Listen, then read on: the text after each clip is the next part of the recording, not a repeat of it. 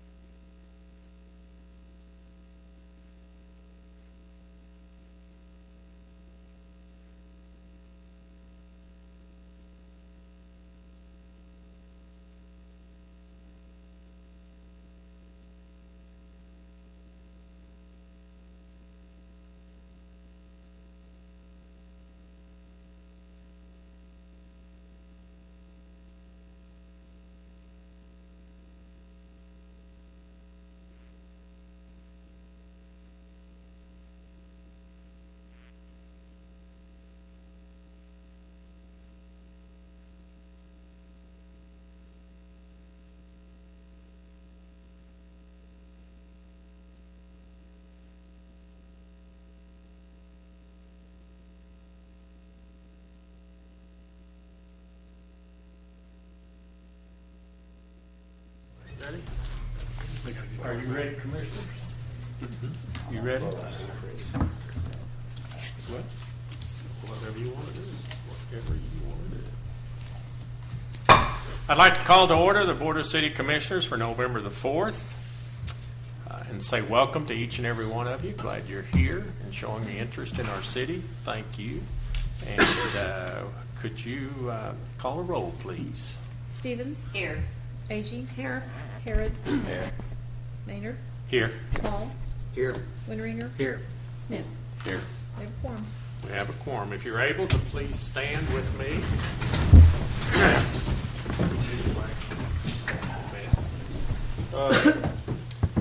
We'll do the Lord's Prayer this evening. Okay? Our Father, who art in heaven, hallowed be thy name. Thy kingdom come, thy will be done, on earth as it is in heaven. Give us this day our daily bread, and forgive us our trespasses, as we forgive those who trespass against us. And lead us not into temptation, but deliver us from evil. For thine is the kingdom, and the power, and the glory forever. Amen. Commissioner Hall will lead us in the flag salute. Attention, position, pledge. I pledge allegiance to the flag of the United States of America and to the republic for which it stands, one nation, under God, indivisible, with liberty and justice for all.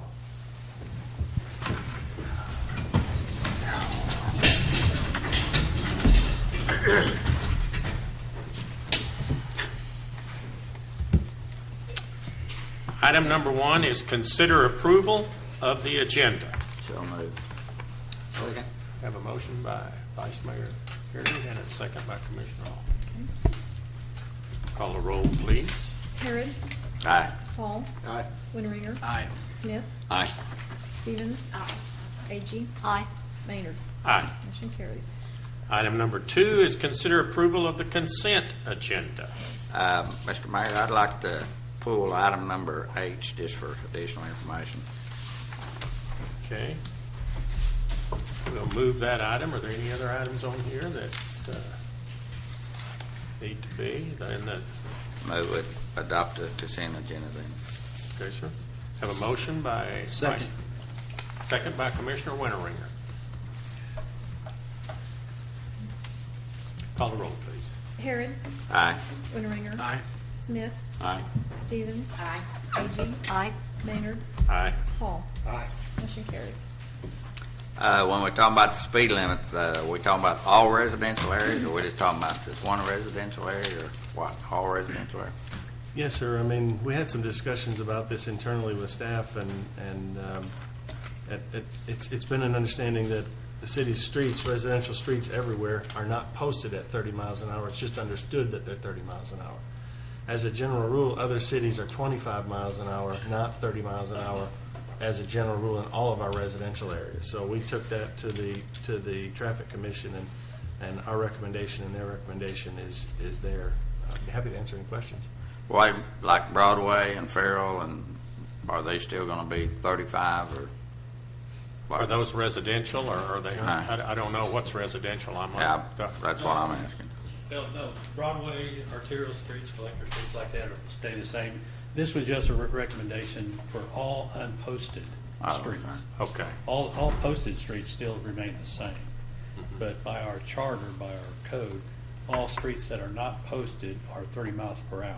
Okay. And the majority of Oklahoma towns have it at 25 miles per hour, and we were just proposing that.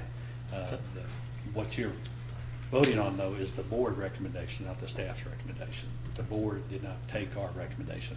They recommended it to stay at 30 miles per hour. We're Oh, going to enforce it? That's, no, Mike? And this is for all unposted. Yeah. what?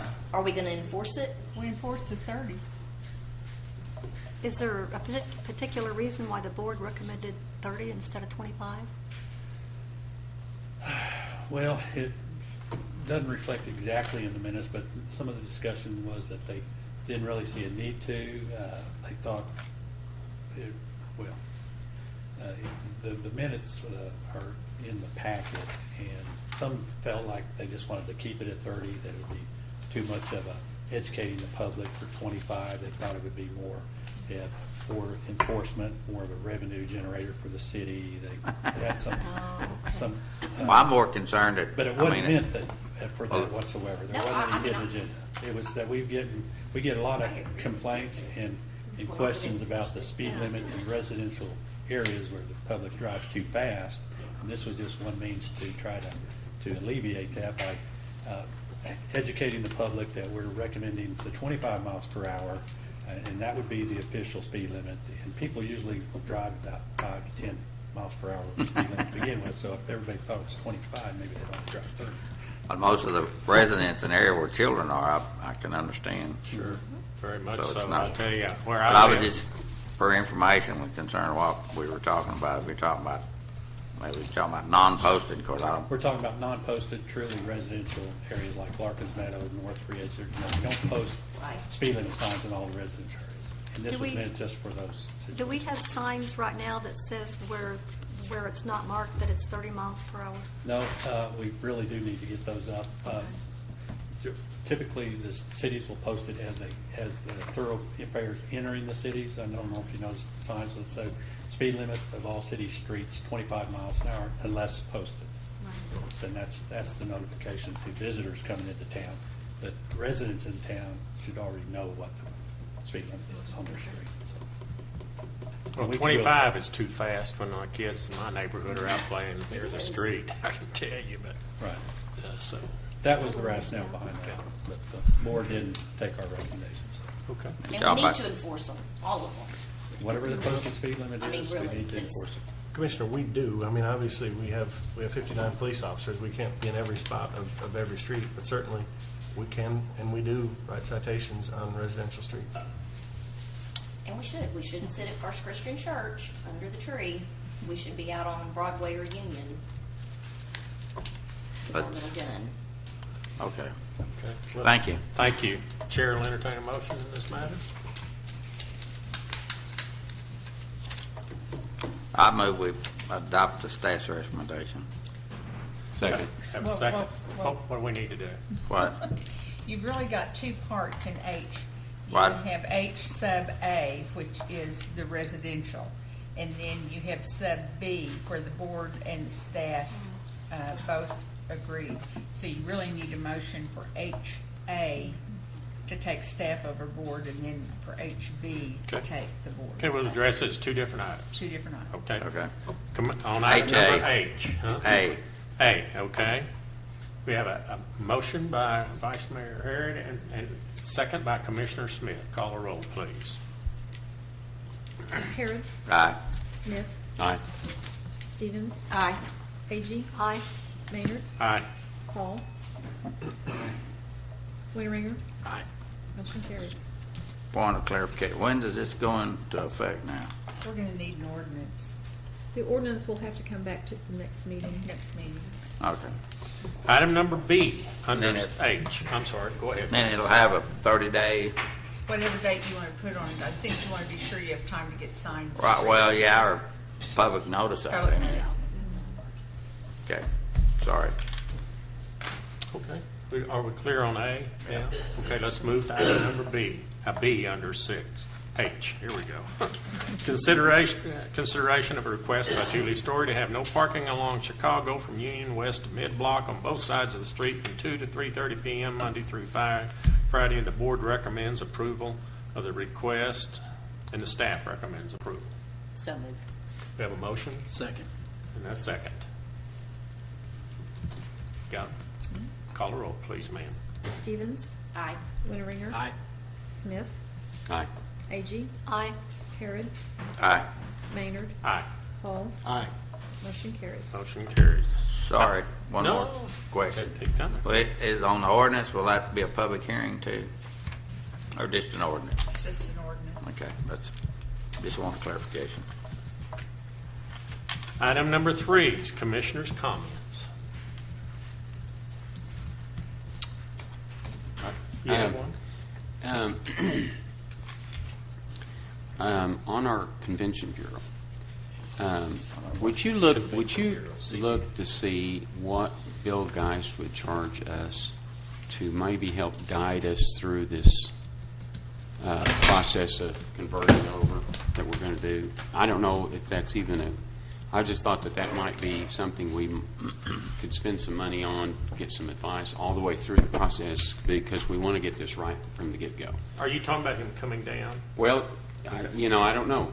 Okay. I'm sure he's going to have a price if he just talks to us or if he comes down here, but I would like Well, to. Nancy Keith made a comment to me that they had spoken with him, and I'm just sharing. I don't think it's secret that it would be $14,000 plus his expenses. Now, I don't know how many days that was to stay or whatever it was to guide through that, but I know they Now, that's had- in addition to what we've already, Right, or they what they've reached already out to spent. him, and that's the comment that was made to me by her, Nancy. All right, Okay. So we already know a price plus expenses, 14. So if we decide, whatever we decide to do as we progress through this. Okay. Well, I'm Okay. glad, because He also said we can call him for free up there, too. Yeah, he did. You So- can call him all you want for free up in his Yeah, he office. made that comment, so that's a good point. Well, let's see, there's Commissioner seven of Winteringer. But I think, It's a free call on yourself. Mr. Mayor, if I may, I think, I think one of the things I've talked to several commissioners about is us talking about it next week when we finish our retreat. I know it's not a topic that we spent a lot of time on last time, but I think that we need to have that conversation and talk about if we're going to do it in A, if we're going to do it B, how we're going to make that transition work. Because I don't want to do anything the commission wouldn't want us to do. So I think it's a pretty good suggestion. Next Tuesday night, so it's right around the corner. Tuesday or Monday? Tuesday. Tuesday. Monday is a holiday for us. Veterans Day.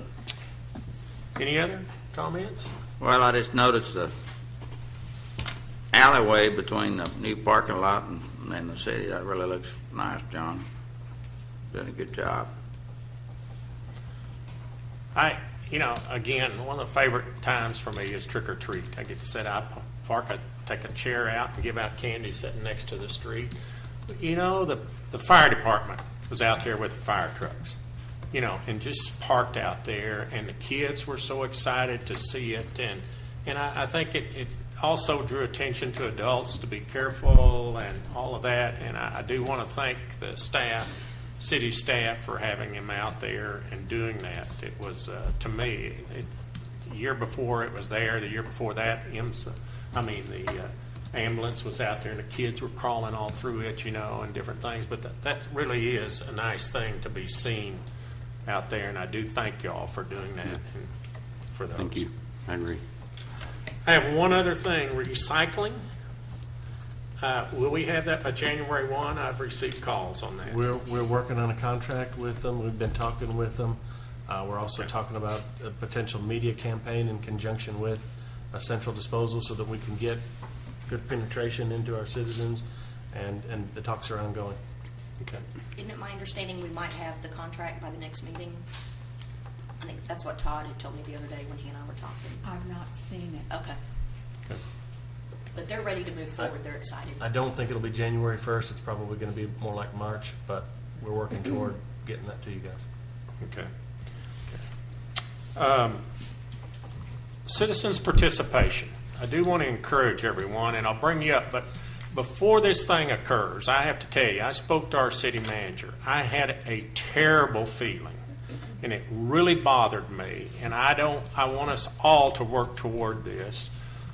After this fella came in the wheelchair and he showed us this picture, I don't know, I just felt like that maybe we didn't give him the respect or what he was expecting, and maybe it came across different to him than it did to the others. But citizens it's a wonderful time for us. Sometimes you bring things to us, and I want us to work real hard, all of us in this room, to give respect to the people that come forward with that, because I thought his picture pointed out something. There was a problem. It wasn't the city's problem. It was a contractor's problem. But still, we want to give the utmost respect to not only our staff, but people that come here to speak. So please come forward if you do have something to share with us, anybody, okay?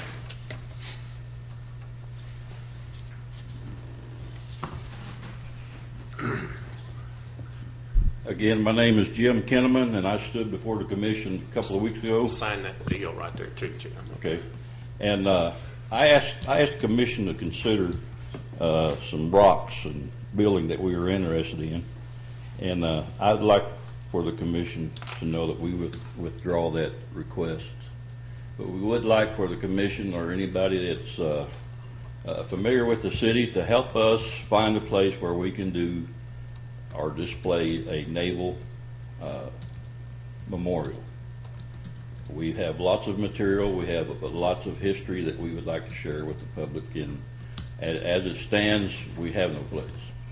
And I think it's real important that we all work to save this stuff for the city. Thank you very much. Other comments? Anybody?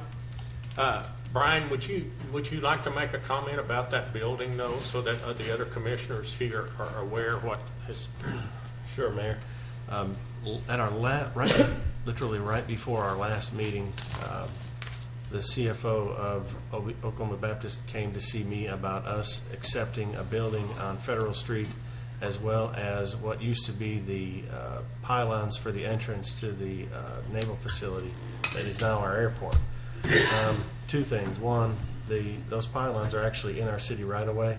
We've done some looking at those over the years, and they're built pretty stout.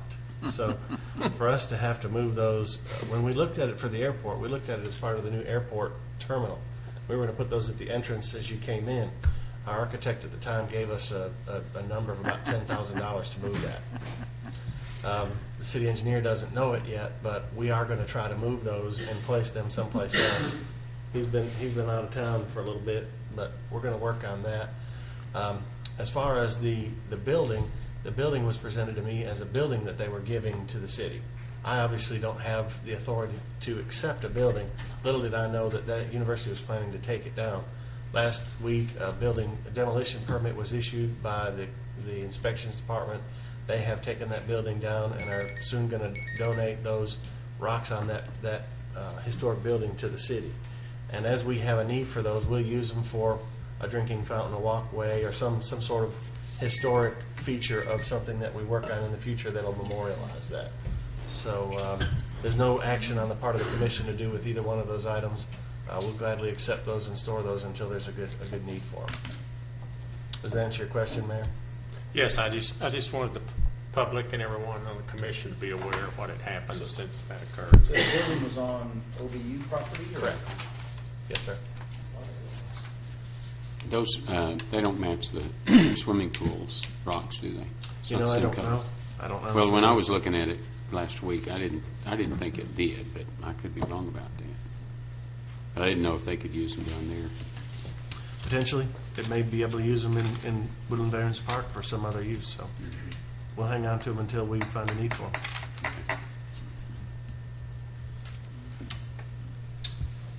You sure? No more citizens' participation? Okay, then we'll move on to item number 5, Mayor's Proclamation. I guess. I'll let you do this.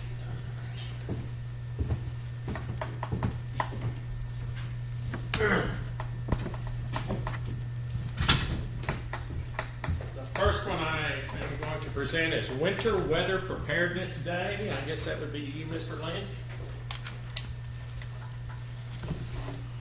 I don't want to think about that. How are you? Whereas the climate of Oklahoma is conducive to the development of winter weather precipitation, and whereas the citizens of Shawnee are adversely affected by such weather conditions, and whereas it is recognized that where appropriate actions are taken in response to such conditions, fewer people are injured or killed. Whereas it is vital that we further an awareness of the dangers of such weather conditions and the protective measures citizens can take in the event of such conditions. And whereas Shawnee Emergency Management and the American Red Cross, the Pottawatomie County Local Emergency Planning Committee, and the state and federal agencies desire to continue working with the citizens of Oklahoma and the news media to disseminate information on winter weather preparedness to the people of the state. Now, therefore, I, Wes Maynard, Mayor of the City of Shawnee, Oklahoma, do hereby proclaim Wednesday, November the 13th, 2013, as Winter Weather Preparedness Day. Thank you. Thank you. Just want to remind everybody that we can get additional information if you would like from our office here at City Hall. In the basement of City Hall, they can contact our office at 878-1650. You can also access information at ready.gov, at redcross.org, or at weather.gov. And we're going to try to post links to those sites on our city website as well, shawneeok.org. So thank you again, Mayor. Thank you. The next proclamation I have here is America Recycles Day. Anyone here from Sustainable Shawnee? Okay, if not, I'll just go ahead and read this and we'll get into it. Whereas the City of Shawnee recognizes the importance of protecting and preserving our natural resources and adopting conscientious habits that will improve our daily lives and bring about a cleaner, safer, and more sustainable environment. And whereas, although there has been a significant increase in the amount of recycling in the City of Shawnee today, we must also continue to focus on other initiatives such as waste reduction, composting, the reuse of products and materials, and purchasing recycled products. And whereas by encouraging businesses, state agencies, nonprofit organizations, schools, and individuals to celebrate America Recycles Day 2013, we can further promote recycling as an environmentally efficient and economically smart habit. And whereas state and community leaders can help encourage recycling by informing citizens about local recycling options, they can also help foster greater awareness of the need to expand collection programs by promoting the benefits of recycling investments for businesses. And whereas it is important that all Shawnee, Oklahoma citizens become involved in recycling activities and learn more about the many recycled and recycled products available to them as consumers. It is also fitting for Shawnee, Oklahoma to celebrate America Recycles Day 2013. and take action by educating citizens about the recycling options available in our community. Now therefore, I, Wes Maynard, Mayor of the City of Shawnee, Oklahoma, by the authority vested in me, do hereby proclaim November 15, 2013 as America Recycles Day.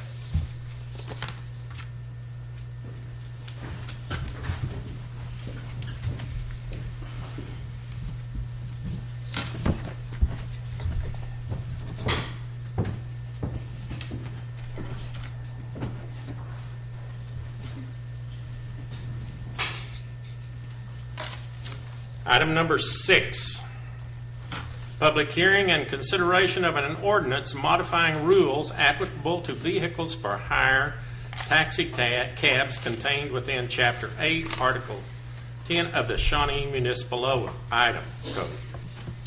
Justin, could we have a staff presentation in this matter, please, sir? Thank you, Mr. Mayor, Commission members. This information that I'm about to go over is found on page 96 of your electronic packet. Back in February of 2013, I was last before you. We were talking about taxi cabs and taxi cab ordinances. At that time, the Commission was considering and did ultimately grant a additional license for another taxi cab operator to operate within the city limits. And at that time, you might recall, we discussed the fact that the city's taxi cab rules were about 25 years old and were in need of revision. And so from that time point on, staff has been working on a revised ordinance. One was prepared in June of 2013 and was mailed to the two companies in town that operate. And each company has multiple drivers, by the way. So just wanted to clarify that. We're talking about multiple drivers, but two primary companies. And information or feedback was solicited from those companies. I personally did speak to representatives of both companies and did take any comments that they provided. Neither company provided any written comments to date. With that in mind, the information in your packet is a proposed ordinance that substantially revises the existing rules covering taxi cabs. In the memorandum that was prepared, I did highlight some of the primary changes, so you didn't have to necessarily sift through the 8 or 9 page ordinance. And so with that, I'd like to highlight those changes now that staff feels are the most important to specify. And then after that, I'd be happy to answer any questions that you have. Number one, the primary change that this new ordinance does is it requires that taxi meters be installed in each vehicle. Currently, the city specifies a zone system, and within your packet behind the memorandum before the new ordinance that's proposed, I included Resolution 6058, which was approved in 2000, which is actually the last time that taxi cab rates were modified by the city as well. But attached to that ordinance is a zone map. And staff's opinion that the ordinance requirement that specifies a taxi meter will help streamline the system for users of taxi cabs. It also is just a much simpler system for the city to monitor and administer as well.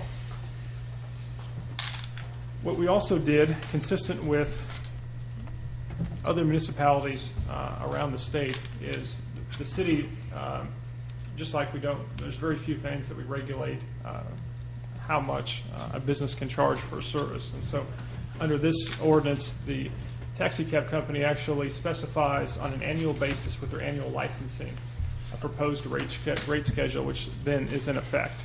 And so you'll see on page 2 of the memorandum, which is on page 97 of your packet, a sample of jurisdictions and different taxi cab companies that operate within those jurisdictions. And so you see what you end up with is rates that are generally the same, but do have some variables.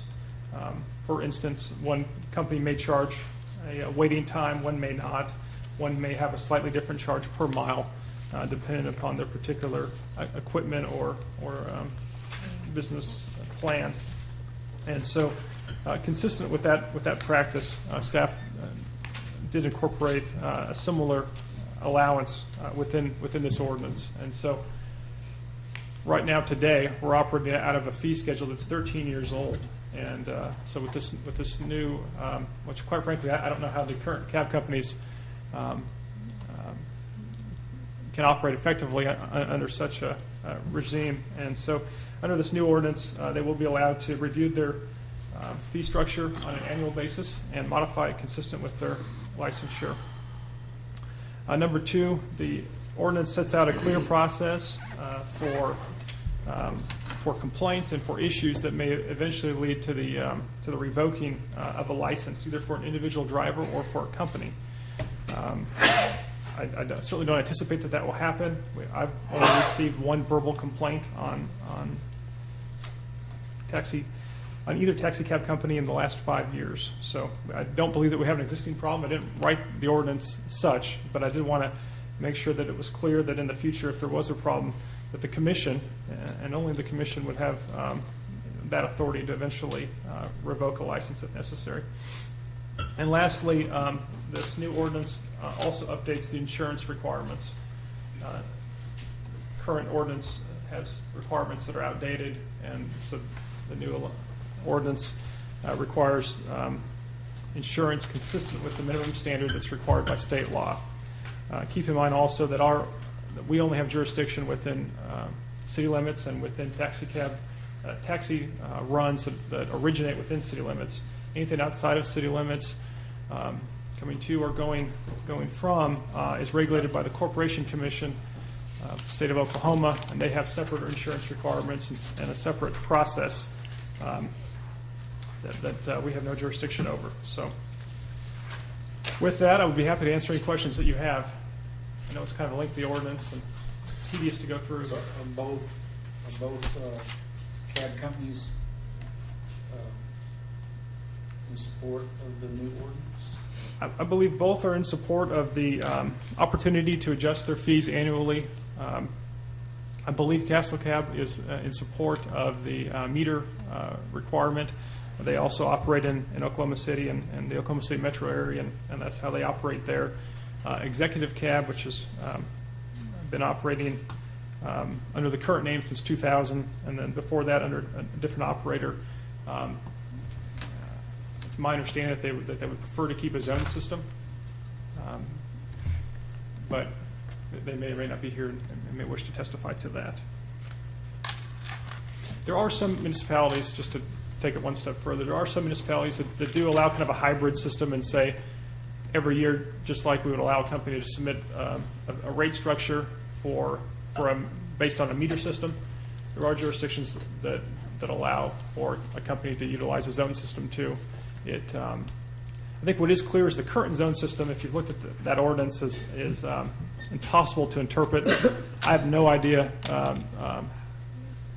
historically how it's been interpreted, because there's nothing in the current ordinance that provides guidance. And so if we were to do that, if the commission did want to stay with the zone system, we'd certainly have to look at some type of modification. I'd also point out too that I do understand that it is a financial hardship for companies to transition over 2 meters, and so this ordinance does have an effective date of January 1st to be able to give about 60 days or so for companies to implement that system. Are those meters ever regulated, or checked? And secondly, do they have to come before the commission to raise their rates each year, or they can just raise them anytime they want to? They would just raise them once per year, sir. Once per year. Is that kind of standard, what goes on in other cities? Yes, sir. Okay.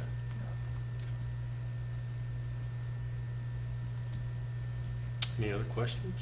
You didn't answer the question about the meters. Are they calibrated, or are they? Thank you. They are calibrated. There would be some annual type of kind of random inspection that would have to occur, either. And we would also have this new ordinance sets up a system right now, if somebody calls and has a complaint that they were overcharged, or if they had some ill service, there's no formality that we can use to kind of categorize that and have the company address it. And so this new ordinance sets that in place too. So I believe there's enough built-in incentive and disincentives in here that hopefully that's not a problem. So, I know that this is not gonna be a problem at least for several years, but you're aware of the issue with the Uber in Oklahoma City and what's going on there? Sure, yeah. I kinda like Uber myself, but I use it out of state. That's a good, and there's something in the newspaper over the weekend about that, and I believe Oklahoma City attorneys are looking at that particular company and the legality of regulating that. We have the same issue with some of the lodging services that have been established too, where someone can rent a room of your house and they're not paying a lodging tax, and those are. Yeah, but most cities, it's regulated cabs that respond. It's not private citizens or not non-licensed. It's licensed, taxis. Yeah. Any further discussion? Commissioners? Okay, then the chair will entertain a motion in this matter. And I need to open a public hearing here, and I'm sorry I didn't make that note. Okay, then we knew we need to open a public hearing, huh? You need to open a public hearing. I've just opened a public hearing, she tells me. Okay. Yes, sir, come forward. Be sure and state your name and sign in and speak into that microphone for the TV audience, please, sir.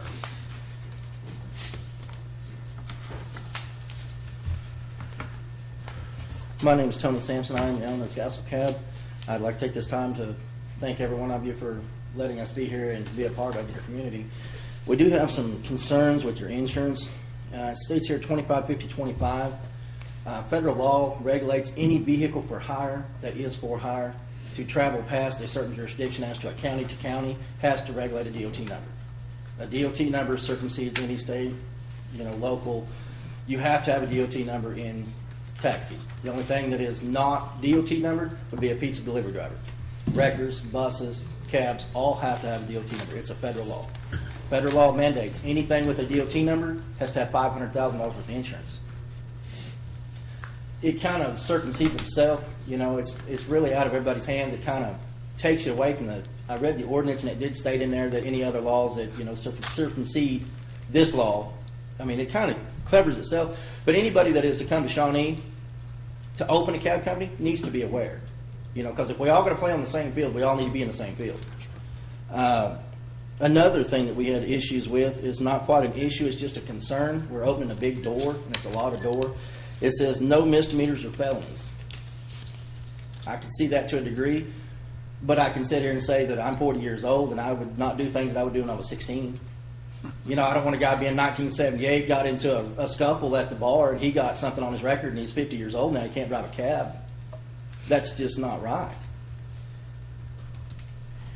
It's up to the discretion of the cab company and to the vehicle for hire in the city as to who we let in and who we don't let in. You don't want a child molester in your front seat. You don't want a sexual predator driving people around. That's a given. That's just one of the things you just do not want. We don't promote that. We don't have that. But there is certain circumstances that should be looked at, as to why should somebody, 40 years ago got into a scuffle and now you can't drive a cab. That is something that we need to address. Another problem I'm having with the ordinance, the dispatch. Nowhere in there did it say dispatch. Nowhere in the ordinance. Anytime you call a cab company, we are 24 hours a day, 7 days a week. When you pick up that phone and I say, I need a cab, somebody answers that other line. Why is that not in there? Why is it that this guy said, well, I'm done, I'm going home, it's 9 o'clock. I'm still after 3 o'clock in the morning. I'm still answering the phone at 5:30. I answered on Christmas. I answered on New Year's. I answered on Mondays. What's the difference? There's not. That should be wrote in there. That should be mandatory. That should be something that is addressed and pulled up into the ordinance. We do have a situation as to there's more than one cab company. I agree with that, and I don't have a problem with that. What I do have a problem with, if you're a cab company or you're a service, I'm not going to try to call anybody out, but I will say that we do have someone in Shawnee that runs a service of Logisticare, Sooner Ride, better known as. It's for the elderly, the handicapped, the people who have to go to dialysis, different things. If you're going to be a cab company, be a cab company. I can't compete with somebody that can come up behind me and say, okay, if you'll schedule this ride with me, I'll do it for $2. And I don't have to carry the proper insurance because they're on a different mandate than we are. They're on $1 million worth of insurance with a $50,000 sexual molestation bond. It's a government contract. It's a different program all the way around. They're not a cab company. They're not scripted a cab company. They don't have license. They don't have meters. They don't top lights. And they don't have 24-hour dispatch. That's not fair to the people that do have 24-hour dispatch and have to be here every day. Rate changes, we haven't changed our rate in 3 years. It's not a big deal.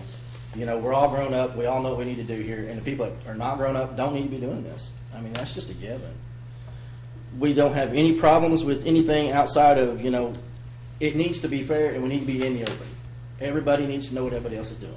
If there's ever a question, a problem with my cab company, I know about it right then.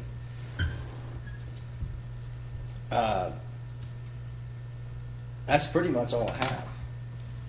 Any questions, concerns, Yeah, comments? I have a question. Did you respond to Mr. Erickson when you Yes, sent I that did. out? And Justin, were you aware of some of the concerns that he's brought up here? Yes, sir. I'll be happy to respond. Okay. It's a little tough deal for Eric. He kind of got thrown under the bus a little bit because he's never had to do this before. So, I mean, Eric's done a great job, don't get me wrong. He really has. And he's been there for me every time I've called. He's always answered my calls. He's always taken care of me. There's just a few things that if you don't drive a taxi, you've never been in the taxi business, you don't understand what I'm doing. That'd be like me sitting on city council. I'm lost. I don't know what I'm doing. You know, but I've done this for 15 years. That's all I have. Thank you very much. Thank you. Anyone else that'd like to speak in favor or oppose this? Mr. Erickson, would you like to respond to some of this for us to enlighten us a little bit? Thank you. I will say, and this is not Mr. Sampson's fault, but there was a requirement in an initial draft that did have the word misdemeanor in it.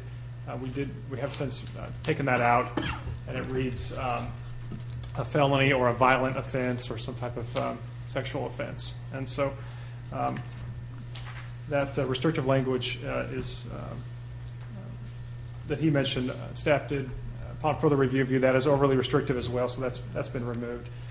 As Mr. Sampson also mentioned, there is a standard in here that says if there's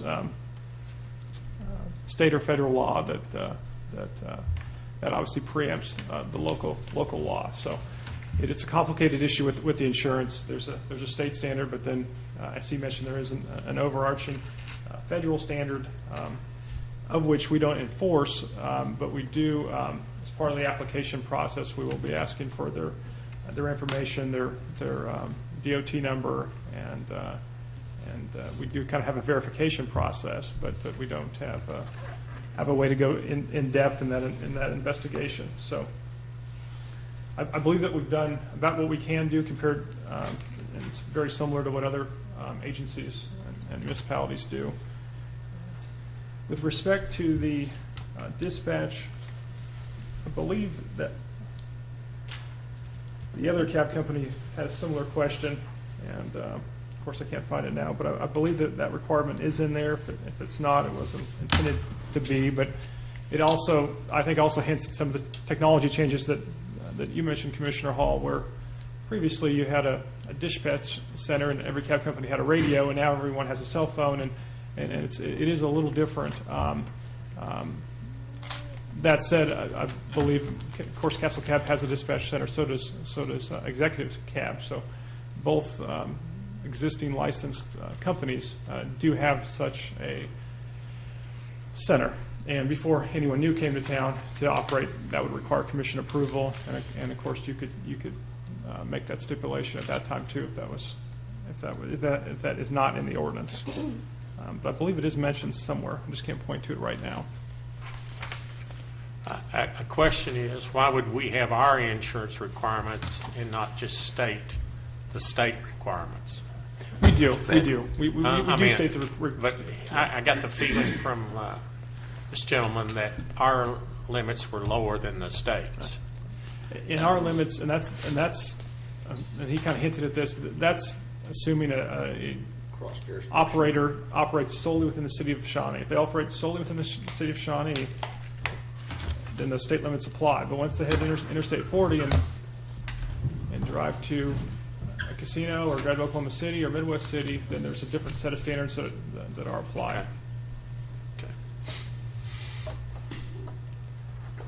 Of the things that he addressed, you said, I believe it's in here, I believe it's in here. Do we need to, are you comfortable that it's in there, or do we need to table this and let you go through those to be sure those issues are in there for the betterment of the city, or you feel comfortable? I feel comfortable, but Okay, there's that's no good harm in deferring either, because I think we can still have an implementation date of January 1st, and if you want to have some more time to look through it and staff can look through it, we can defer. Well, I'm more concerned about you and the cab companies that we have coming from the same setting together. Would you, sir, like to review this further and meet with Mr. Erickson? Yes, sir. I'd be happy to help any way I can. Okay, well, I don't know. How about you, Mr. McDougall? You run this show. You talk to us. Commissioners, I think it's surely at your pleasure this evening. We've created an ordinance that we think works for our city. We're not Oklahoma City, so we didn't create an ordinance that was an Oklahoma City ordinance. I know that this gentleman works primarily out of Oklahoma City. We'd be happy to take his input, so it's really at the pleasure of the commission. Okay. What would the commission like to do in this matter? I would personally like to see you get both of the cab companies to have some more dialogue with you to make sure that everybody's truly comfortable with what works for our city and what works for them. Because I think it's a service that we really need around here, and let's do it right if we're going to do it. It's kind of like we're stepping up from nothing to stepping up to doing things right. And I know you've worked very hard on this, and way back there, I know it was requested that we do this, and I commend you, and we're thankful we do have cab companies here because I see people using it. And any other commissioners like to respond in this matter? Okay, Mary Ann, what do we need to do then? I'd suggest you leave the public hearing open Okay. and continue this matter to the next Meeting? agenda with the public hearing open. Okay, and then I will not close this public hearing. I'll just leave it open at this time, okay? Any commissioners have any problem with that, or, Need a motion to continue. motion to continue it then, please. So move. Second. Have a motion and a second. Call a roll, please. Stevens? Aye. Hall? Aye. Winteringer? Aye. Smith? Aye. Agee? Aye. Harrod? Aye. Maynard? Aye. Motion carries. I know I have another item page here, if I can get to it. I'm stuck together. Item number 7, discussion and presentation concerning the requirement of non-requirement of facade treatments in commercial zoning districts. Mr. Erickson, you again, sir. Get a light here.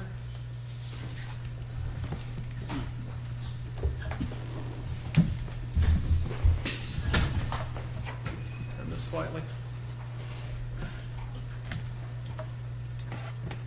Thank you, Commissioners. The issue of requirements or non-requirements on facades of buildings is something that the Planning Commission has actively been discussing as part of its longer-term efforts to revise the City of Shawnee zoning ordinance. That process will not conclude until approximately mid-2014. However, there's been some concern expressed by the mayor and other commission members about some of the some construction practices around town and the potential need for something in the interim, on an interim basis, regarding requirements for facades of buildings. And when I'm talking about facades of buildings, I'm using that a little bit generically. If you actually look at the definition, a facade is a street-facing side, but I'm talking about it kind of broadly tonight in terms of all sides of buildings. Although many municipalities do look more closely at those facades that front upon public streets in particular. So with that, the Planning Commission on October 2nd at the regular meeting, we talked in depth about facade requirements and looked at proposed language that could be adopted by the commission that would be in effect from now until the zoning code was fully revised later in 2014. And it was a good discussion, but as I started preparing for this agenda meeting, I realized that we needed to have more discussion with the City Commission before an ordinance was drafted, because there's so many different ways to prepare one, and there's so many different regulations that could result. And so with that, I've got a few photographs that I wanted to go through tonight that highlight some of the complexities that we have. And then at the conclusion, I do have a staff recommendation, and I would be happy to answer any questions at that time. And really, I'm just looking for some general feedback that I can use to prepare the ordinance for November 18th.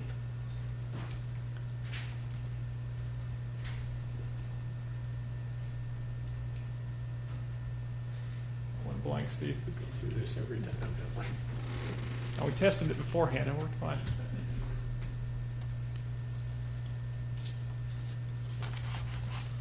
That push-up button on the side is what Brian always says. God, we need to get this fixed.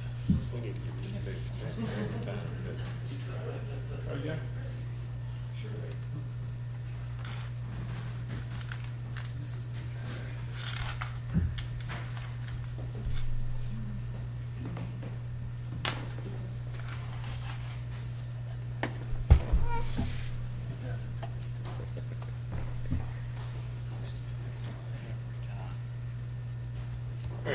There we go. Okay.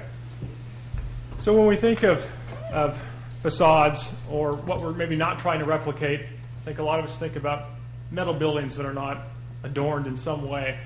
And probably the one that I've heard the most about, I'm going to start this discussion by saying that everything that I'm about to show you in pictures is fully allowed by code. So nobody broke any rules.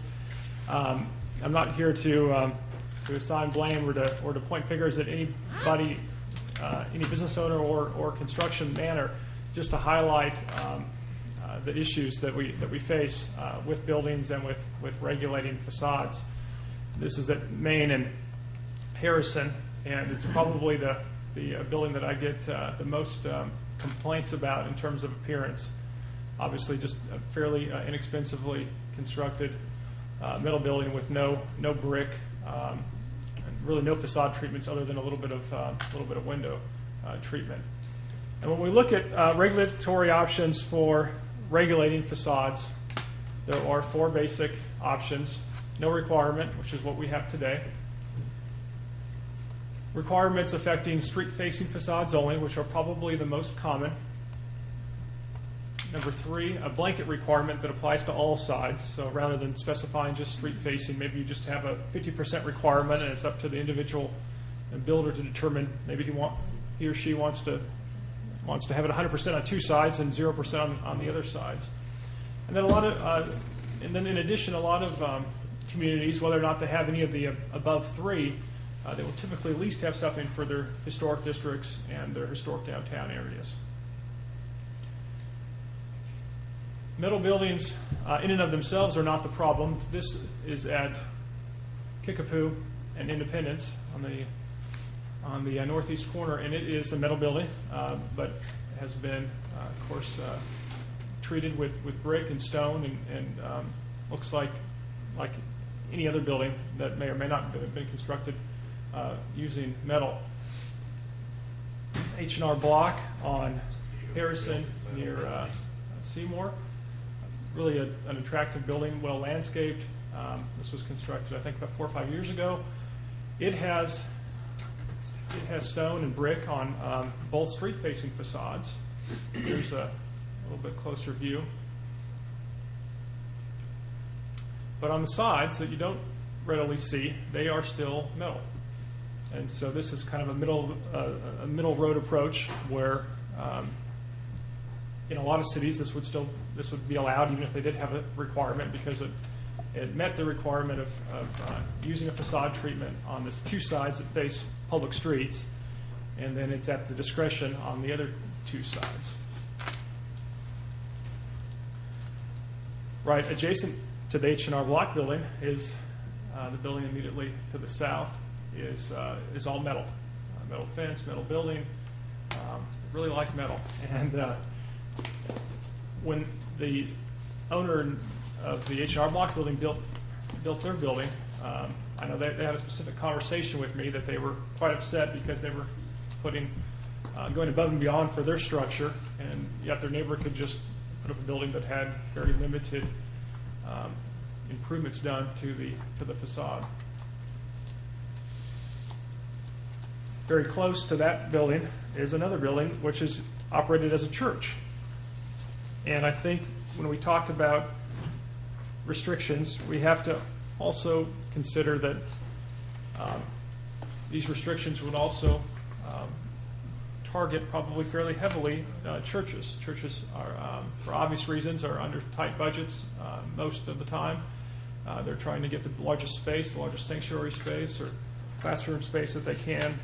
And so if you drive around town, it's no coincidence that a lot of newer church buildings are metal. Some of them have been treated with facades, but a lot of them are like this structure,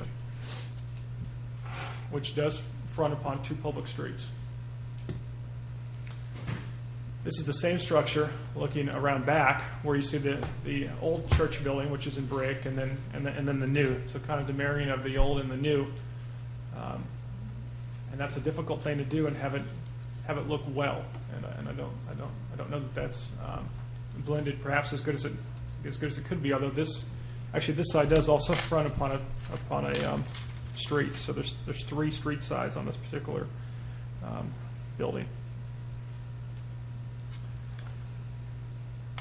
Recent building that just went up is the building at 45th and Kickapoo that has the rib crib and other proprietors. And that is, of course, in the front and along 45th Street has stone and stucco and lots of windows. But again, here on the rear of the building where the alleyway is, the service alley, it is also metal. Also, have you noticed that the metal of the building very closely matches the paint color of the building, which I think helps it blend in overall compared to situations where that's not the case.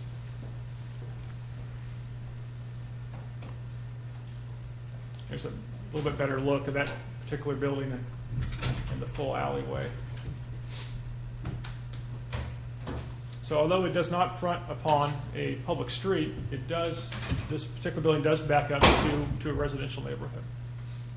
Because of that, screening is required, and there is a fence between this building and the adjacent residential property. But there is not any standard for facade treatment other than the screening of the fence.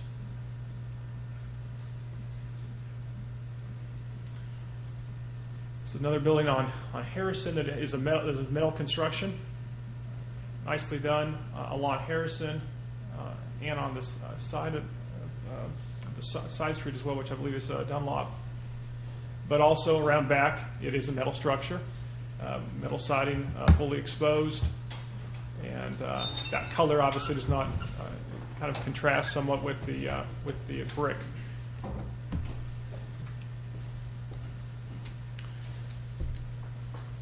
Family Video at Federal and Harrison.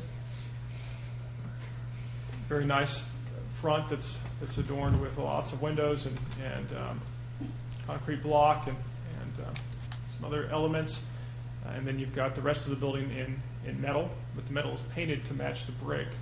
So it blends in fairly well in my opinion. If you just turn and look directly across the street for comparison, Dollar General, a treated front facade, but then metal, which is of a contrasting color, and so it just stands out quite a bit more than a situation like this where you've got metal, but the coloration is at least similar to the rest of the front facade. And then I also wanted to point out that even under a regulation that says you can't have metal, the alternative would still allow for something such as this, which is just a concrete wall, block wall construction, which, depending upon your perspective, one could argue that is of little more value than a metal facade. So it's really complicated, and I think we all know what our desired outcomes are. But even under the best of regulations, which many communities have, you would still have structures that would not be, that maybe some of us would consider less than ideal, although they would probably arguably still be better than a lot of the all metal construction that we see out there presently. So staff, and we discussed this with the Planning Commission, but I wanted to have it here for you as well. We looked at what other municipalities do, and Shawnee is the 13th largest city in the state of Oklahoma, and really most of the top 15, top 20 cities have some type of regulation that requires facade treatments. And that was a bit of a surprise. I thought that we would be similar to most other municipalities, but in fact we're a little bit behind the curve here. So if you look at Norman or Oklahoma City or Moore or any of the other jurisdictions that are listed in that table, they all have requirements. Now, when you get to the details, that's where they vary. Some may require 80%, some require 60%. Some, like Edmond, is very restrictive. It's 100%. You can't have any metal exposed, period. End of story. And so there's varying degrees. Some only have a requirement in their historic downtown. But by and large, everyone has something. And everyone has something more than we do at present. So with that in mind, and in light of the photographs that you've seen, what is the current staff proposal and Planning Commission proposal? And what we'd like to do, and what staff plans to do, unless otherwise directed tonight, is prepare an ordinance for November 18th, which sets a standard for all commercial zoning districts that requires facade treatment on street-facing sides that is something kind of middle of the road compared to what other jurisdictions are doing, probably something in the 60 to 70% range, which would also include windows and other facade treatments that they would get credit for, but would probably have retain flexibility for those facades that don't front upon a dedicated public street. And we would also set forth a standard that for downtown as well that's more stringent than on our primary commercial corridors. And lastly, neither staff nor the Planning Commission feels at this time that it's appropriate to have a restriction for industrial property. Industrial lands are very often many acres, and for a host of reasons, I think it makes sense to continue to allow those uses and those structures to be built of all metal siding. And some jurisdictions do in fact regulate even industrial land, but we just don't feel like it's appropriate here. And I think that would be probably a step too far. So with that, I would be happy to answer any questions that you have, or just get any feedback in general that you have concerning this proposal.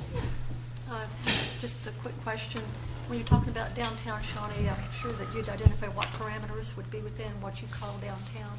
Yes, we would use the C4 zoning designation, which is the central business district. And so, for example, on parts of West Main or let's say Shawnee Milling, we would consider Shawnee Milling in downtown Shawnee, but it's on land that's zoned industrial. So we would not regulate, specify a treatment that's required on that. And so it would only apply to C4 zone land downtown. Would it apply to older buildings that they were going to spend so much money on improvements? Is that the way that works? The current draft does not include that, and I think that's a good question. I think what we're looking at is something that is a stopgap measure for the next 6 months, knowing that the Planning Commission and ultimately the City Commission will review and hopefully approve a new set of zoning standards. And some of those issues we can look at in greater detail. And so there's also the issue of re-siding. I mean, we've had people that have taken buildings that have wood siding and they've re-sided them with metal. And but really, when we were talking about it in the pictures that I've shown, we're really talking about new construction that would have to comply at this stage. If they had a major remodel, then you could encourage them to do the facade, but I think you'd be in trouble if you tried to go back, not making anything else, because there's a number of buildings that have already been constructed that are just recently completed that are all metal, and it sure look a lot better if they had some masonry on. One thing concerned me is if they're not facing a street, but like a garage or something that has service entries on the side and a large parking lot and things like that, then I would think they need some kind of a treatment there also. But you know, if they take up half of the space with overhead doors, then you're not talking about much. But anyhow. And you said this was like a stopgap measure for like 6 months until the Planning Commission has time to address this on a more permanent basis? So. Yes, ma'am. Yeah. What I see here is an ordinance that's relatively brief, and then eventually will be incorporated into the larger zoning ordinance that is currently being rewritten by the Planning Commission and staff. And so, for example, this ordinance may address new construction, and maybe the one that's in place in June also addresses, as Commissioner Harrod mentioned, major remodels and applies standards to those as well. So we could obviously spend several months kind of hashing through this. I think that the idea was that if it pleases the commission, we could do something in the interim to address new construction on commercial land only, and then look at further refinement through this other process. Yeah, I am too. You know, I've been harping about this, and hey, no way am I against metal buildings. But you showed some pictures like that H&R Block. That's a metal building, and it looks terrific. And sometime, as city leadership, we have to take the position of realizing the fact that if we don't want some better things to this city long term, some people just come in here and are thinking short term. And we want it where people are driving down our nice streets, our busy streets, and seeing a very pleasing sight instead of seeing just something that's that. Because what they normally do is they put up what is not going to be masonry or brick or drive it or whatever it is. They'll put up a cheaper panel, say a galvanized or galvanum panel, and then cover it, which is maintains the structural integrity of the building, but also gives you the facade look that you need. They also have it, we can brick it halfway up or block it, whatever you want to do, halfway, and or 60% of the way, and finish it out with metal. That would makes an attractive building too. So, I just say somewhere around 50%, 50 to 60%, some 70% would be. And I know, Linda, you've been working hard on the downtown, and we could set some help along with that and get this thing coming up with something that's going. So, thank you. I'll have it ready thank for you. Next agenda. Thank you. No action taken on this matter. Item number 8. Discussion, consideration, and possible action on proposal that the city, rather than the employees, pay fee increases assessed by Blue Cross Blue Shield for health insurance. Mr. City Manager McDougall, would you give us some input in that matter? Tammy's coming to the podium, sir, to do the presentation. Okay. Good evening, Commissioners, Mayor. As you know, Affordable Care Act is coming, and January 1, 2014, new fees are going to be implemented. Blue Cross Blue Shield notified us just a few weeks ago that our fees would be increasing as of January 1st of 2014. When the employees enrolled in the insurance on July 1st of 2013, we were not informed that this increase would come, and so they were given their forms, and it was said this is how much your premium would be from July 1st of 2013 through June 30th of 2014. Therefore, when I received the notice, I went and talked to the city manager with Cindy Cimentelli to see if we did have budget for this, and asked him to consider the city paying the portion from January 1st of 2014 through June 30th of 2014. That would allow the employees to prepare in their budgets for whatever fee increases we may have as far as just from the open enrollment increase, but also this fee. In your packet, starting on page 113, Dustin Brand will give some more information about these fees, but I've outlined the fees that they will be included. They'll be approximately 3.5% of premium. We have several different options the city could do. One is that the city could absorb the fees from now until into perpetuity. Another option would be that we build the fee into the premium of each employee tier, and that the employee would incur the cost. Or the city could pay the premium, as I said, for the first 6 months. My proposal, my recommendation to the city manager would be that the city pay the increase for the first 6 months. It would be a total of around $30,000. It would be approximately $6,000 for the fire employees, approximately $6,000 for the police employees, and approximately $18,000 for the non-union employees. I asked Cindy to go over the budget and see if we could find money for this, and in her memo she outlines how that could be done. So after the 6 months? The employee would just have to incur the portion, along with whatever increases came with open enrollment costs. How many employees don't have the insurance? I looked at that just a while ago, and there's approximately 33 employees that do not have the city insurance. However, that may be changing. One large employer in town is charging, if a spouse has if an employee has a spouse on the plan, they're charging them an extra amount starting January 1st. So I've had several different employees inquire as to how much our premium would be if they were to add themselves if the spouse had to drop them as of January 1st. So that may change. But right now there's 33 employees that do not carry the city insurance because they're either have Native American coverage or they may be on insurance coverage with a spouse.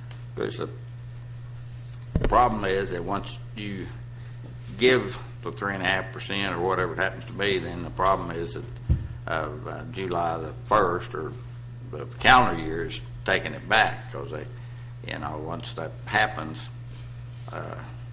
again, you can't afford to increase your insurance, and if you're not giving them any kind of a pay raise or anything else, then you're cutting their salary in one sense of word. Of course, the 30 that don't have insurance, then I'm concerned about them. So, how much is this per person, per injury? It ranges anywhere from approximately, for an employee, the lowest amount on the 2000 plan is $10.78 to the highest amount on a family plan being $38.68. That's on a per year or per month? Per month. It's per month. See, that's a couple of things that kind of concern me about it. I'm not, can we word it and the employees fully understand that if we pass this with your recommendation, it's 6 months and that's it? Okay. Number two is we have employees that, to me, that when you do things like this, it's unfair to some of the employees. Say there's a single person who works for the city and somebody that has several children, and their premium is considerably higher. Well, they're getting rewarded, those extra children, you know what I'm saying, and not against children. I'm just saying is the ones that it's not treating everybody fair and equal. And then the people that don't have the insurance, So down the road, I think if the commission or whatever they do, I think is decided, then I think we have to really think about those things. I think also the thing that kind of disturbed me is there were 3 of us sat in those insurance meetings, and not once did I hear Blue Cross or hear that, and maybe I didn't hear it correctly, say that they may come back and raise it. And I thought our contract with them was with them until June 30th. Right, and Dustin can address some of those questions. And if it's a federal law and you can't do anything about it, I asked some of those same questions I know myself. you did. You and I had some discussion about it. And Justin, you want to respond to that? Because, I know we awarded them the insurance, you guys did, the employees and everything, to June 30th. Right. Basically, the fees are federally mandated through the Affordable Care Act or Healthcare Reform. There's 3 different fees that arrive at the 3.5% of the premium. And it's really how Blue Cross is selected to bill, because Blue Cross is your health insurance carrier, the city's health insurance carrier. They're administering the fee for you. They're paying that on the city's group health plan behalf. However, they're tying it back to the premium. When you look at their competitors, some of the other carriers took a little bit softer approach because they began accruing for these fees or taxes, or fees and taxes, early.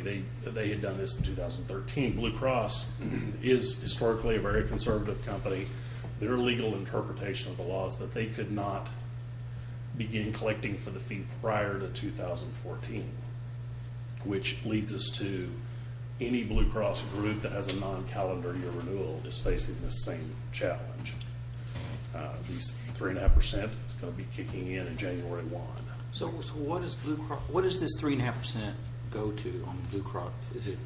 It doesn't go to Blue Cross. It goes to the first fee is just a patient-centered outcome fee or a PCORI fee. If you've heard anything about it on the news, not much has been said about that fee. In 2013, it was actually billed to your Blue plan, and Blue paid it, excuse me, through the premium that you had paid or the city had paid in. That was $1 per member, so it's $1 per each employee and Per month? per year. Per year. So it's a very insignificant fee. 2014, it increases to $2. The second fee is just a carrier fee, or carrier tax is what it is. That is a percentage of, it's a formula that's arrived, it's over $25 million in premium that the carrier has, and it usually ranges at about 2.5% to 3% of the premium cost. Then the third fee and the most significant cost is the transitional reinsurance fee, and that's for 2014, it's going to be $65 per member. And again, that's employee, spouses, and child, and that's $65 per member per year. So, now, what is a member? Is that if I have 2 children and they're on it's people that are on the plan, or just the one person that's signed up for his family? no, per member, and the definition it's used is per insured member. So Per if you were a insured, family okay. of 3, it would be $65 times 3 for Okay. the year. Again, Blue Cross, again, they're administering this, reporting it, and they're paying the expense. However, they will bill it back to the plan. And the reinsurance fee is the most significant portion of that. And that fee is used to basically support the negative risk that these insurance exchanges that we're hearing about in the news, it does support and offset that negative risk that those exchanges are taking in these new years. So that may go up in the future then too. It will most likely go up in the future. It also has an end date on the transitional reinsurance fee is an end date of 2016. That is a proposed end date. I was in a meeting today with the Department of Insurance, and I think for the state of Oklahoma, the exchange has not met 50 enrolled yet, so we're running pretty low. Well, when we first started talking about insurance, we were talking about an increase of anywhere around 10 to 15% for, I guess, July of 2014. Yeah, the fees have been there. It's just really in how Blue Cross has chosen to administer the fees and pay the fees. The other carriers, they had included and embedded kind of a pro rata charge to their 2013 rates, and Blue Cross chose not to do that. They didn't disclose it in your renewal workup either. It wasn't disclosed at all in your renewal information. So if we refuse to pay that, they could cancel us, is that what you're saying? You can't refuse to pay it. Your group, yeah, you'd be in violation of healthcare reform, which is a $100 penalty per day per violation, and each member is a violation. So a whole lot cheaper to pay the fees. So, not much of a choice. Mr. McDougall, your thoughts on this? Well, Commissioners, I mean, we have 3 different sets of employees. We have two bargaining units and the non-union You know, I was not prepared for this fee. I don't necessarily have a problem with the fact that Blue Cross Blue Shield didn't embed the fee in there. In fact, I'd prefer to know it as a consumer, and I think most of our employees would prefer to know it too. Probably don't necessarily want to pay it, but we don't have a choice in that matter. The other reason why I think it's important to have it this way and to charge the employee for it, I'll just start with July 1st going forward, is because the Affordable Care Act doesn't know what these fees are actually going to end up being. Right now, they're estimating the PCORI fee is $2, the reinsurance fee is a percentage of the premiums, and we don't know that that's going to go up or down. So the employer doesn't know what that fee is going to be. If we take that fee on here on out, we don't know what that's going to be. So not knowing that and knowing that these are coming up and they're not embedded, I think we should ultimately July 1st show on an employee's pay stub that this is the Affordable Health Care Act tax that's charged to them based on a premium that they pay or we pay and they pay both as going forward. As far as the first 6 months, I didn't know about it. The insurance work group didn't know about it. The bargaining units didn't know about it. So to just transition into it, it's our recommendation that we pay that for the first 6 months on behalf of the employees. So in July, is that an option year for the second year for the Blue Cross insurance? The group health plan's anniversary is July 1. July 1? And that's we don't have to compete that again, that's an option year, or is that, do we have to look at that again? I can't remember. Help me out. What was your question again? My question is, this next July, is it just, I thought that when we signed up for the insurance, it was like a 3-year. No, it's just for 1 year. Yes. What Dustin usually does as our consultant is he goes out to market. So we would look at that anyway. That's where I was getting at. If we pay this 6 months, we would be looking at it anyway and see the best deal we could get. And the insurance representation from the commission said that, when we looked at the consultant, we could extend that contract for another year without going through all that bidding and everything. Is that maybe what you were thinking? That's what I was thinking. So, right, James? I recall us talking about that. Huh? Yeah, Because I'm looking at a different standpoint. The bargaining agencies on this thing concerns me too. If it was approved by the commission to pay, we would have to go back to the bargaining units. We'd go back and get a memorandum of understanding to attach to our contracts that covered the 6 months interim. Only 6 months. Yes, yes. I word think that's what we need only. to do. Okay. I think that's what we need to do. I understand your concerns, but I think.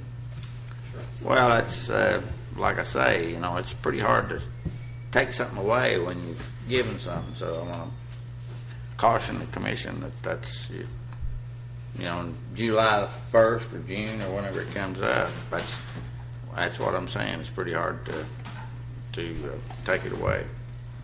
I'm not opposed to paying it, but I'm just saying we're sitting here, and then next year at this time, if they come up with a 12% increase, what are you going to do then?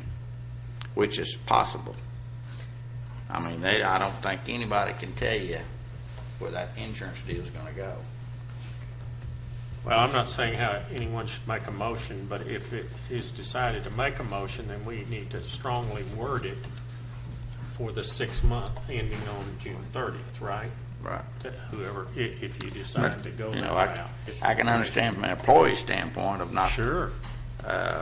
being budgeted or whatever else, and had to come up with $40 more a month or whatever it happens to be. I understand. So I think it's important to educate the employees so that at least they would have, if it should pass, that they would have that 6 months to figure out where that money's going to come out, because it's going to come out of their skin in the game. And then if additional increases are, they'll have to absorb those. Right. And there was a meeting of the insurance work group. Dustin was there, the city manager was there, I was there. And that was, we were telling them what we were going to do. We presented to the commission, but also we told them that if it was approved for the 6 months, that they would have to tell their employee group that they would need to expect that they would have to pay it starting July 1st. I'd like to see you all do something in writing to the We will. employees, so that, We will. like black and white, this is how you are affected. Memorandum. Because you know, you look at someone, you say 2.5% dollars, they Right. can, dollars, this is how it's gonna impact you. Right. Okay. Well, the chair will entertain a I'll motion. make a motion, we go ahead and pay it with this Stipulation. memorandum of understanding with the staff. Second. That it ends in 6 months? Yes. Okay. I don't know how you're gonna word that motion. She'll work on it. Can you work on that, Phyllis? And Have the city you attorney understand work what on we're, it. you understand what we commissioners Yes. are saying? You want to do it for 6 months, but you want to award it in a manner that will limit it to 6 months. Right. Okay, if that's what Second. y'all are. Yeah. We have a second by our vice mayor here. Commissioner Harrod, then call the roll, please. Hall, Aye. Harrod, Aye. Maynard, Aye. Winteringer. Aye. Smith, Aye. Stevens, Aye. AG. Aye. Motion carries. Okay, thank you for that good discussion. Item number 9, consider and approve the granting of a utility easement to OG&E for replacement of electrical lines to feed the Dockery Park softball complex. Staff report, please. Are they gonna replace the lights or just the service, James? Here. Be asleep back there. He's asleep. This didn't come across my desk, so I didn't think I was going to have to get up here. But Well, we love to hear you talk. No, the electric service at Dockery Ballpark is in bad shape. This past year, we've had a lead go down a couple of times, and OG&E just wants to go in and replace the line, and they have to come in from 177 down to the ball complex where their transformer is, and they're just wanting an easement to come across. We have to have it. So moved. Second. Got a motion in 3 seconds, it sounds like. Pick one. Ready?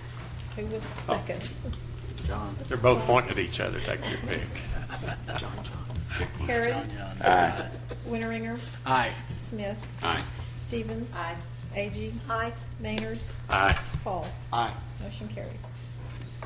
Okay, item number 10 is consider resolution approving sale not to exceed $15 million Oklahoma Baptist University Authority Student Housing Revenue Note, Oklahoma Baptist University project in one or more series and waiving competitive bidding. Could I call for a presentation by OBU or someone representing them? He's been walking the aisle and everywhere Oh, else. man. Is this? Waldo's getting too nervous. As you know, I'm John Waldo with BOSC, and among my clients in Shawnee is OBU, as well as the city.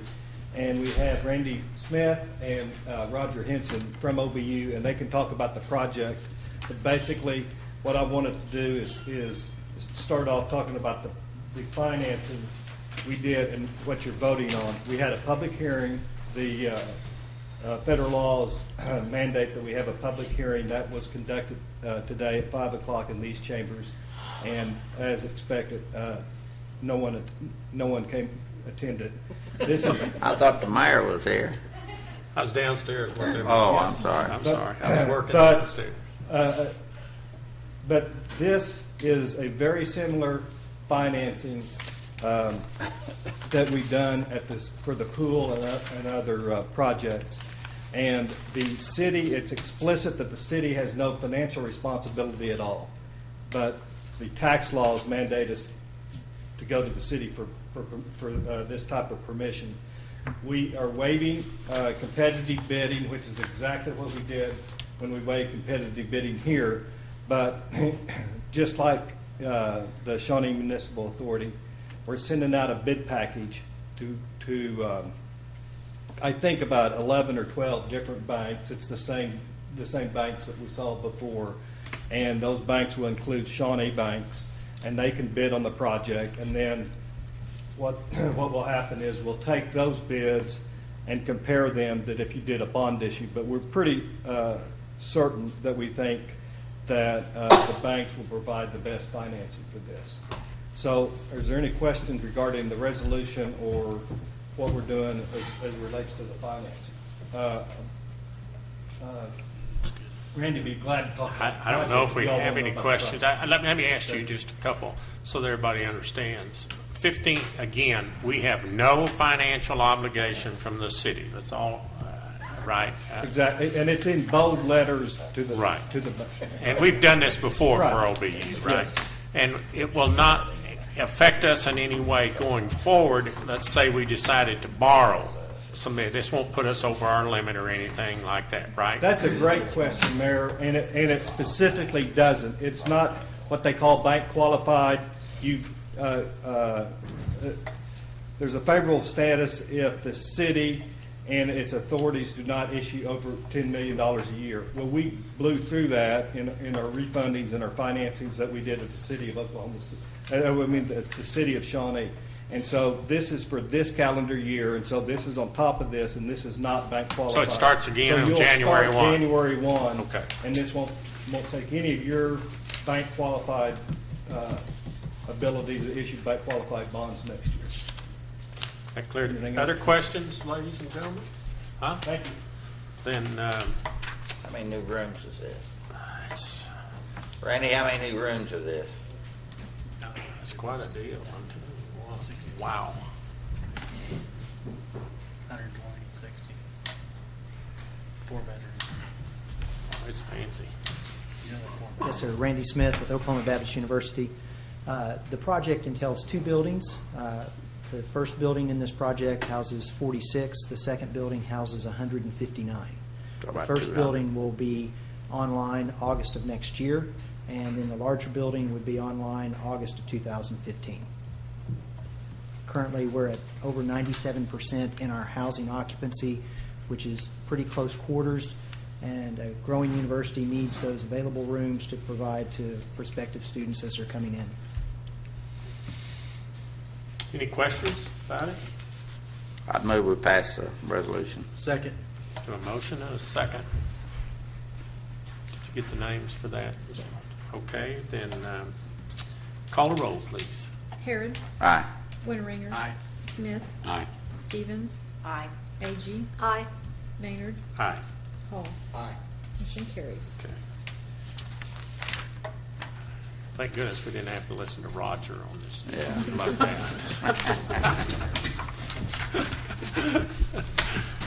Item number 11, new business, Mr. Mayor. Mr. Mayor, no new business tonight. How about administrative reports? We have 2. Commissioner Agee asked Don to come up and talk a little bit about where we are in our radio purchase and tower process. While we're on our telephone, He can talk about that as well. Thank you for coming.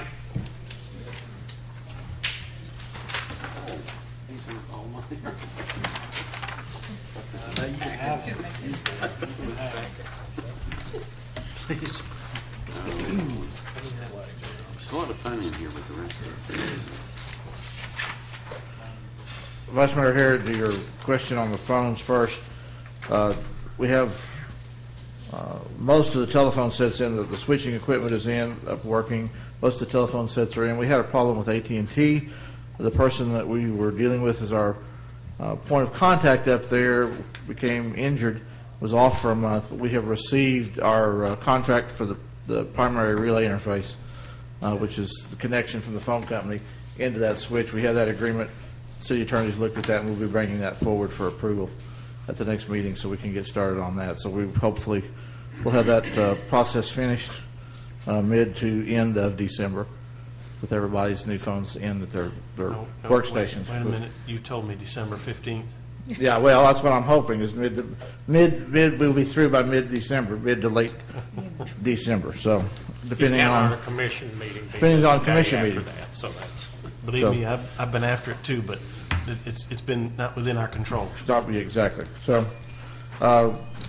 we're continuing to push on that. We have the agreement is in place, as I said, with that. So to work with AT&T, and we'll bring that back to you at your next meeting for your approval on that.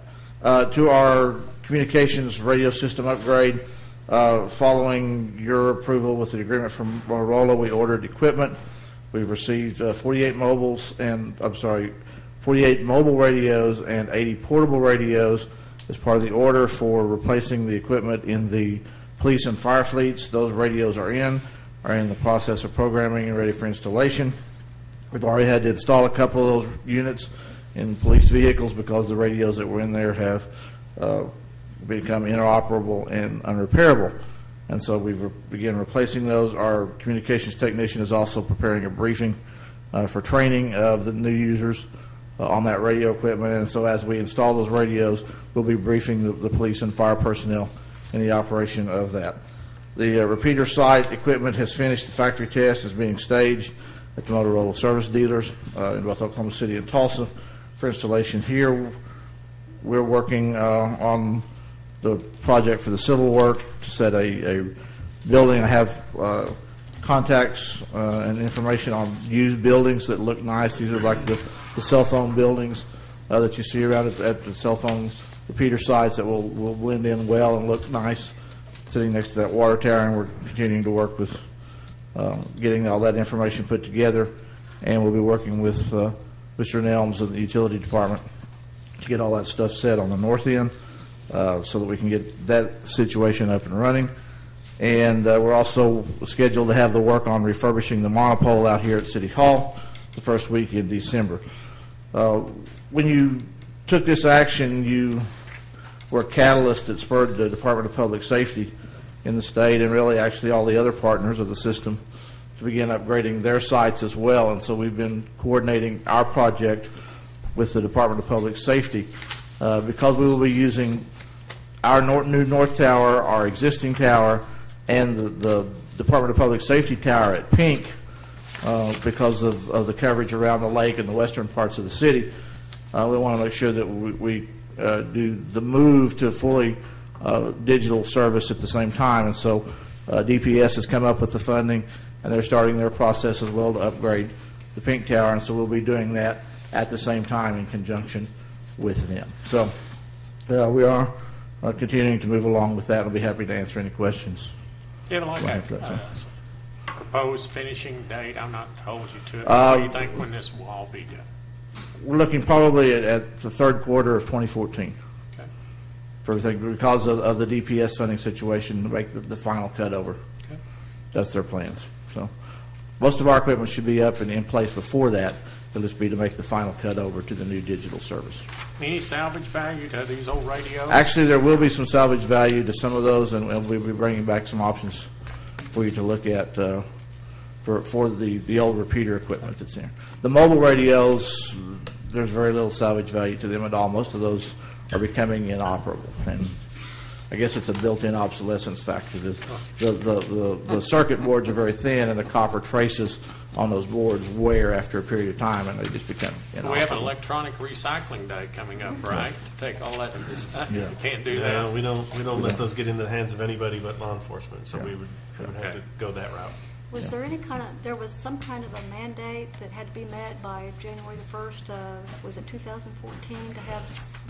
That's in terms of the dispatch equipment, and that's actually fourth quarter of 2014, December of 2014. So we will be ahead of that curve. Oh, okay. That's when our current existing dispatch console equipment will no longer be supported by the manufacturer. Okay. So that didn't have anything. Doesn't have anything to do with it. It does have. That's part of the upgrade that we're doing, but we'll meet that mandate without any problems. So, all right. Thank you. Thank you. One more, Mr. Mayor. James is going to come give us an update on our pool.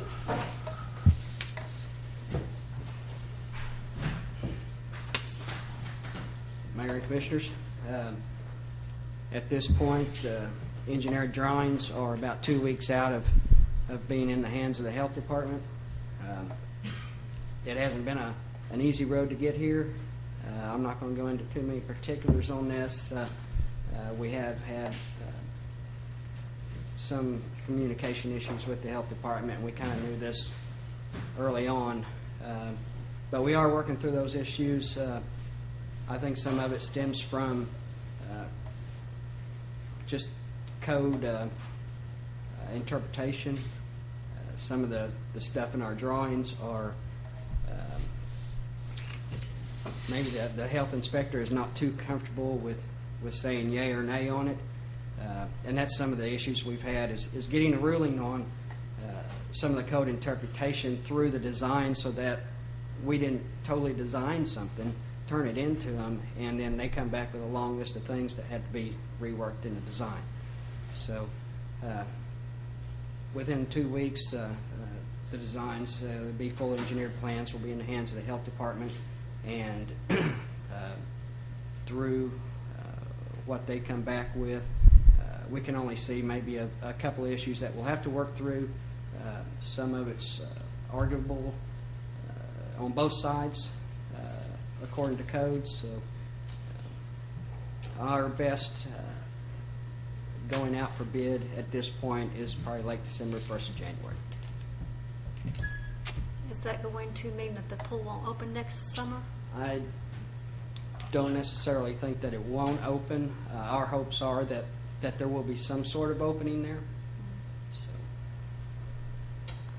What about fundraising, or do you know where we're at on that? There is a fundraising meeting Wednesday evening, and I would like to defer that to the next commission meeting because I will have them come give a full report on where they're at. Fair enough.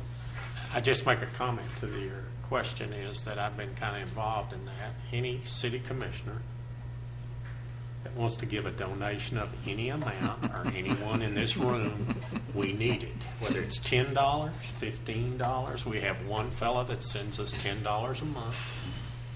So any donation by any of you will be greatly appreciated. It'll be doubled too, won't it? Yes, Double what you it's give. doubled with the Avitas grant that we have. So in other words, you give us 10, it's 20. And you know what? If we could get 10,000 people to give us $10, we would be well on our way. So anything anybody in here wants to give will be greatly appreciated.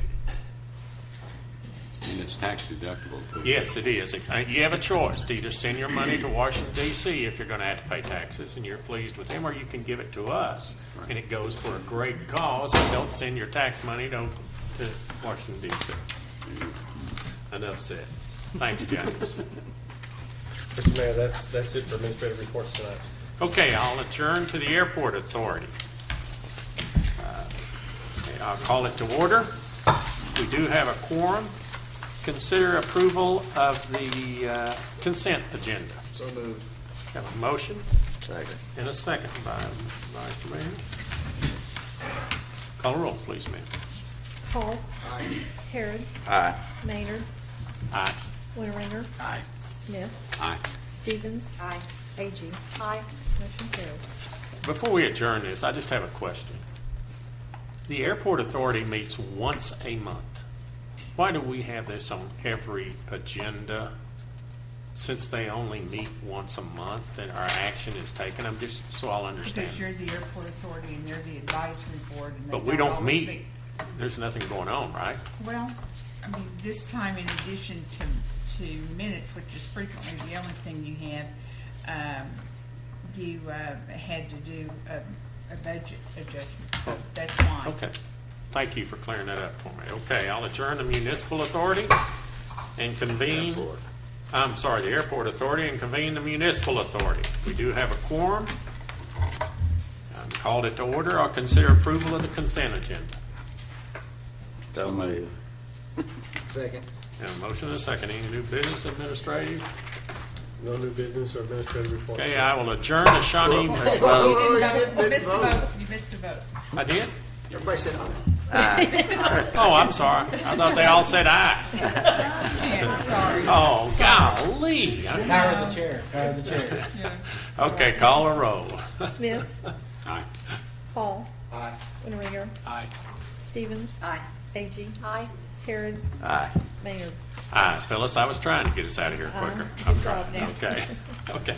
I will now adjourn the Shawnee Municipal Authority. I will thank each one of you city commissioners and every one of you staff that come here at night and keep us informed for attending this. Thank you very much for your efforts in making this city a better place for all. Bill's got a new